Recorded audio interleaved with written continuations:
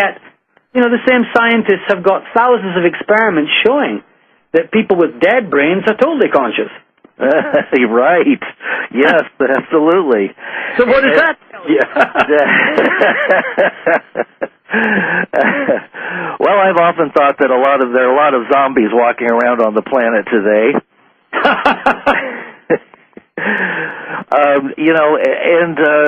The thing is that quantum physicists, and that's even a primitive science now, has shown that everything is entangled, and you can't separate one thing from another. That even the quarks jump from our bodies and disappear someplace and come back. They could be creating numerous parallel worlds and alternate universes, and these could all be simultaneously going on without our knowledge because of the various speeds of the different realms that we're unaware of. Well, that's where I think it behooves everybody to take a look at Nasseim's work. Oh, yeah. He is certainly not your typical Ivy League graduated physicist, and that's why we need to pay attention, because all great leaps in physics and in science have always been done by heretical thinkers. Not the people who come out of the straight ironclad universities where they teach the same dogmatic stuff on and on and on. It's just as bad as, if not worse, than religion. Yes. And sometimes, I look at Discovery and I look at some of their incredible fantasies with computer generation that makes people actually think that that's how it is. But it's not. It is a theory in the brain of a scientist. Now, you said, as above, so below. The roots of science are in alchemy, and I know that you've had Jay Widener on there, and he's a very, very knowledgeable person to talk about that, much more knowledgeable than me. But in short, science was born out of alchemy, and the basis of it all is as above, so below, which is very simply what? It's fractality. Yes. And if you don't understand what a fractal is, then you have no business talking about science. Because everything in the entire universe is either completely interconnected from the tiniest electron to the largest star cluster, or we're living in a discombobulated nightmare of impossibility. Yes. Everything is either connected or it's not. Yes. And no science at this particular juncture that I've had a look at, and the word science I once read comes from an old Italian or Latin word, scire, which means to cut up and divide. Yes, fragment, yes. Fragment. And so how can you understand the fractal interconnected nature of all that is if you're cutting everything up and gazing at it for 500 years and creating theories about it that you may or may not prove one day? It's absurd. And we've venerated these people way too long. But, if I look at all of my videos on YouTube, it's the interview with Nasseim has got 50,000 hits now. Wow. Now that tells me people are beginning to realize this guy talks horse sense. A school kid can understand it. He talks about what is a dimension, how are all things connected on a beautiful scale. It's called fractal scalability. Everything is connected. And once you get that, you understand sacred geometry, and once you understand sacred geometry, you understand what kind of a matrix we're embedded in right now. And it's not going to take you 18 years studying for a PhD. We don't have time for that. Absolutely. I'm just so in agreement with everything you said and with Nasseim's work as well.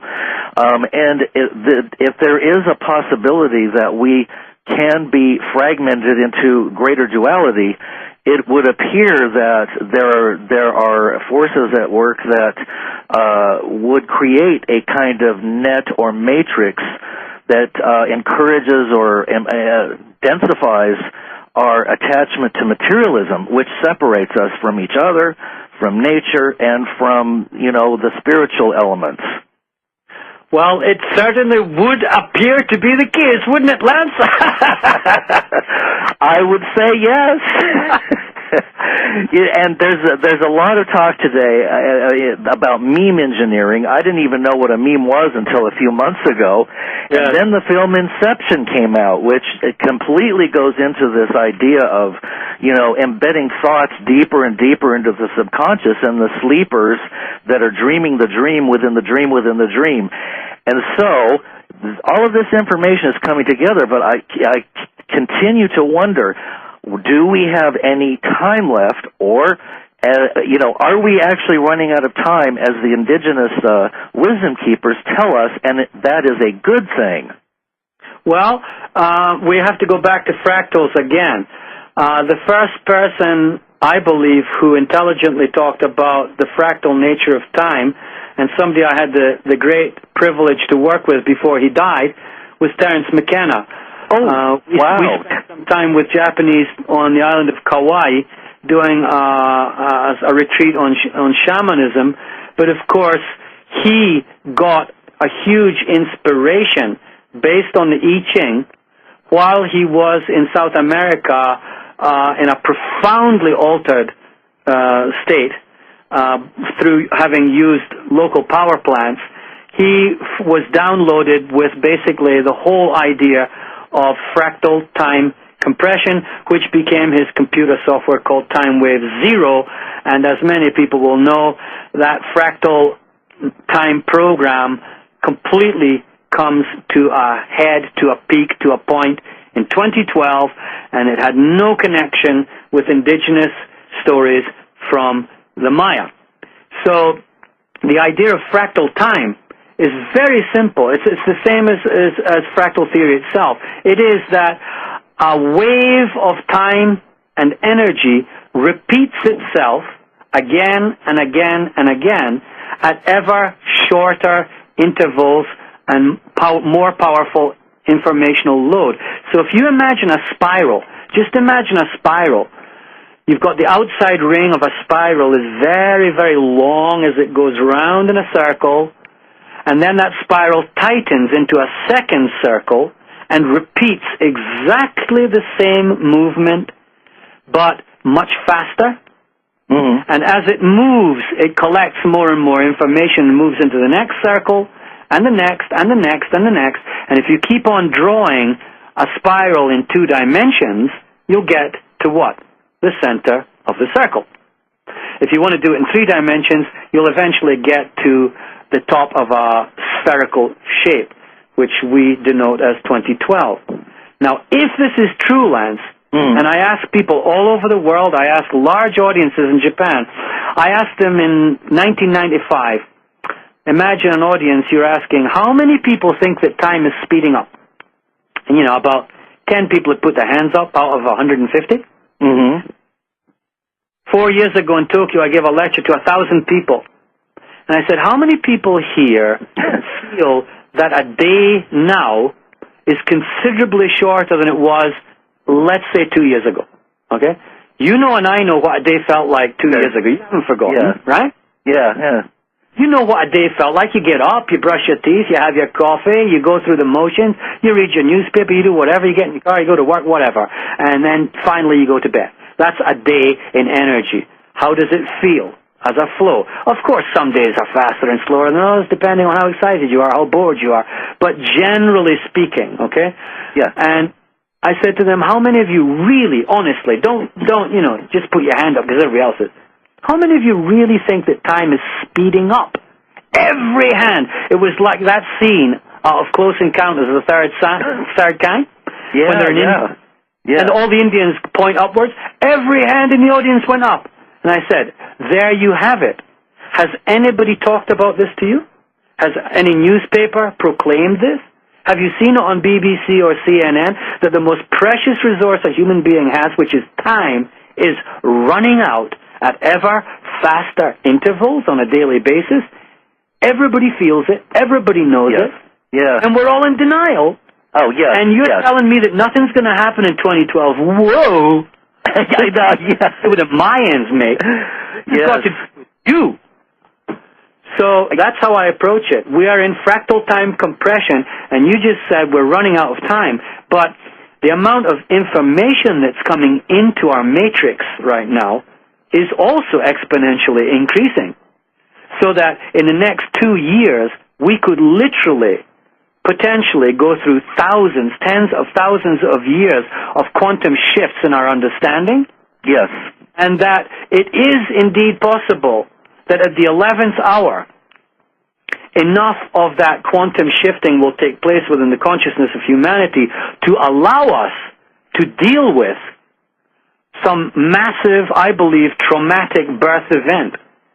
And it's an adventure, it's a thrill, it's the ride of a species lifetime. Yes, absolutely. Let's get ready. And you know, it's so funny you mentioned Terence McKenna, because I'm a huge fan of Terence. And for those who don't know him, and I don't think there's anybody that's into consciousness research who hasn't thoroughly enjoyed Terence McKenna's work, just do a Google on Time Wave Zero, because it's a magnificent piece of work. And as he said, it's the one idea that he plucked from the field of genius from which we can all pluck ideas and will be plucking ideas. And he shows graph-wise how the I Ching maps out and maps it over history, and it's a fascinating study. So I'm so glad that you mentioned Terence's work.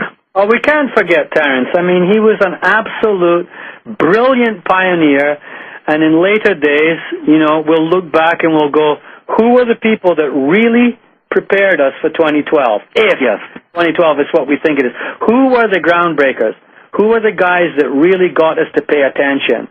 And we're going to have to say, whoa, Terence was right there, and he had wonderful metaphors like there's a massive attractor at the end of time, and it's like a huge magnet that's sucking everything towards it. And if you go into Nasseim's work, you'll understand what is a black hole in reality. Yes. And how that black hole might be connected to the idea of an attractor at the end of time. Yes. So we have new genius coming on the block. That's coming from not just science. I mean, I talked to Nasseim personally, and he's had some experiences that will totally blow people out of the water, and he said he's going to write a story about that, so I won't say any more. But he's not from around here. If you get my drift. I got you. One of my favorite guests is Barbara Hand Clow, and she's around here either. She wrote a book on the alchemy of 9 dimensions, and in that book, she talks about the possibility that we will be going into a black hole and what that might feel like. And the interesting thing about this is that I've actually had that experience of dissolving into a black hole feet first. So I don't understand why I had it or where I came from or where I ended up, but it wasn't an awful experience. It was actually it was trippy, and I wasn't high on drugs, and it was just you kind of melt or merge in a wave, and you kind of feel this wave coming, and then your feet and your head stretch out into infinity. And then your body turns into a pane of glass, and you just go unconscious momentarily. And when you come to, you're in another universe. Well, that's actually an experience many people, I believe, have the potential to be experiencing more. Nasseim talks about the black hole as WHOLE, by the way, which I thought was very linguistically sleight of hand, kind of brilliant of him. I love it. We have to get a better understanding of what this concept of a black hole really means, not the astronomical idea. It goes far beyond that. And I have to say to our listeners that until about, I think it was about last year or 2 years ago, Nasseim was considered very fringe. But then he teamed up with a very esteemed NASA scientist, a lady whose name unfortunately escapes me right now, but she was actually heavily involved with the initial remote viewing groups in the U.S., and I myself was one of the first people to learn remote viewing after it was declassified, She's a great physicist. So he got together with her and put together an academic paper which was then released to the academic community and got an award, Lance. And come back, they could be creating numerous parallel worlds and alternate universes, and these could all be simultaneously going on without our knowledge because of the various speeds of the different realms that we're unaware of. Well, that's where I think it behooves everybody to take a look at, the same scientists have got thousands of experiments showing that people with dead brains are totally conscious. Right. Yes, absolutely. So what does that tell you? Well, I've often thought that there are a lot of zombies walking around on the planet today. Look at Nasseim's work. Oh, yeah. He is certainly not your typical Ivy League graduated physicist, and that's why we need to pay attention, because all great leaps in physics and in science have always been done by heretical thinkers, not the people who come out of the straight ironclad universities where they teach the same dogmatic stuff on and on and on. It's just as bad as, if not worse, than religion. Yes. And sometimes, I look at Discovery and I look at some of their incredible fantasies with computer generation that makes people actually think that that's how it is. But it's not. It is a theory in the brain of a scientist. Now, you said, as above, so below. The thing is that quantum physicists, and that's even a primitive science now, has shown that everything is entangled, and you can't separate one thing from another. That even the quarks jump from our bodies and disappear someplace.